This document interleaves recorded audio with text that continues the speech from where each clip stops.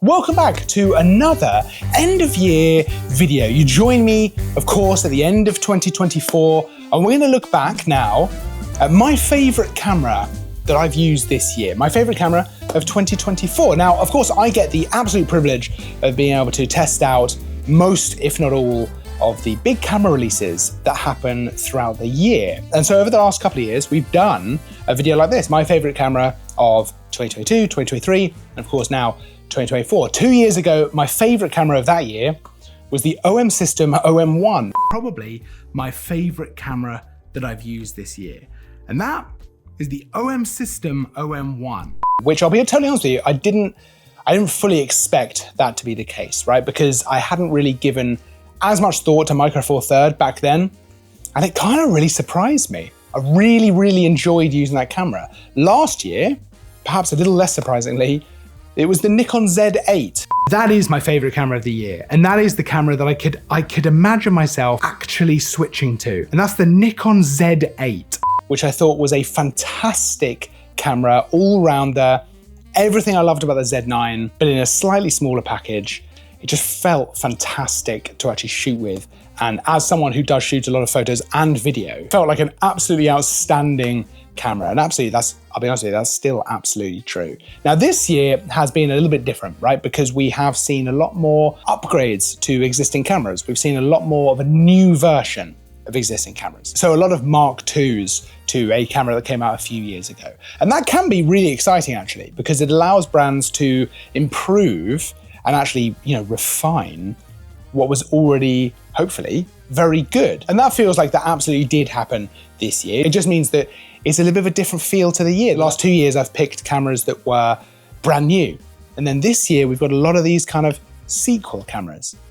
Different feel. So let's run through some of the cameras that really stood out this year. Of course, we did actually have the OM System OM1 Mark II in the first part of the year, which was again a very good, very capable camera. It didn't surprise me as much this time though, because obviously I'd used the OM1, so I kind of expected it a little bit more, but still a fantastic camera. We saw the X100VI from Fujifilm as well, a really lovely, really fun, little small compact camera to go out and shoot with. Really enjoyed my time with that.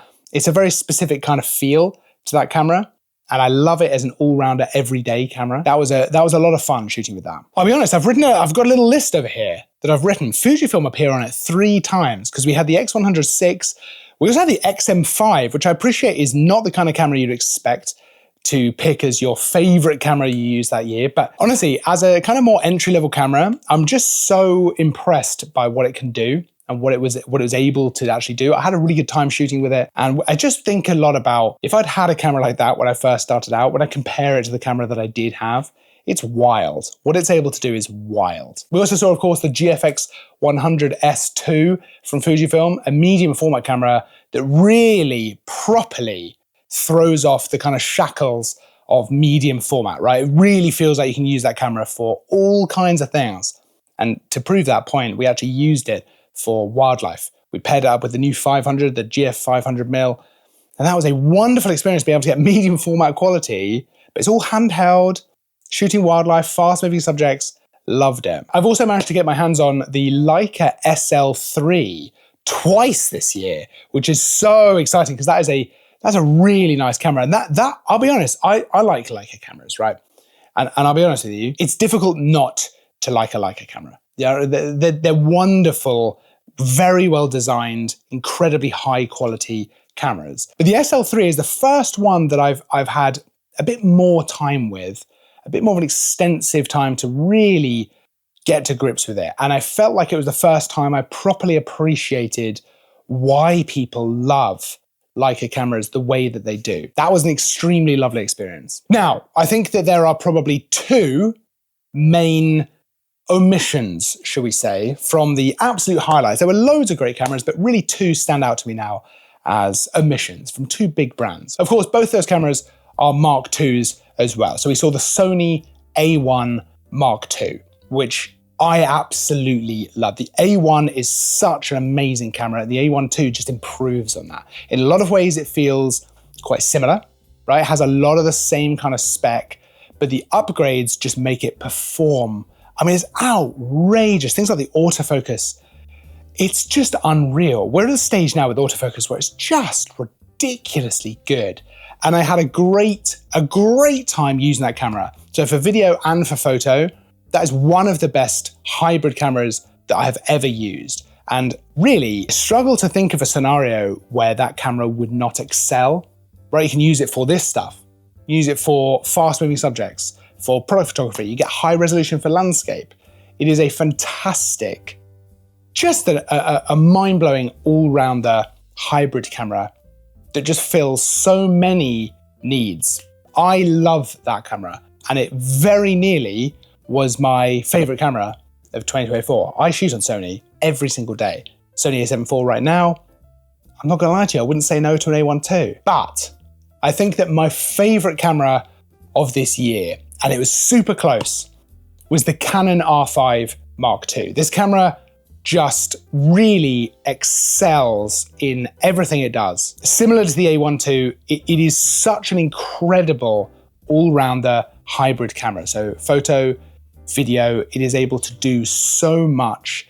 Everything looks fantastic coming out of it. But for me, it was the design choices that Canon had made to overcome some of the problems from the original R5. Of course, that involved things with the original R5, like overheating, right? Which was a big story at the time. And the R5 II takes a lot of measures to overcome that. And if you want to use it as very much a dedicated video system, you want to shoot a lot in 8K, things like that, there is the additional grip, which features a fan to keep it rolling even longer. I think that's such a good idea, such a clever idea actually, because there comes a point where if you want to shoot 8K, you are, no matter what, really going to run into overheating problems after a while. It's just a very intensive thing to be doing. And that's a great way to overcome that problem and allow you to shoot much longer. Now, of course, there was also the Canon R1, which I should mention as well, which is also a wonderful camera. For me, the R5 II is the much better choice, and that's purely because it suits my needs much better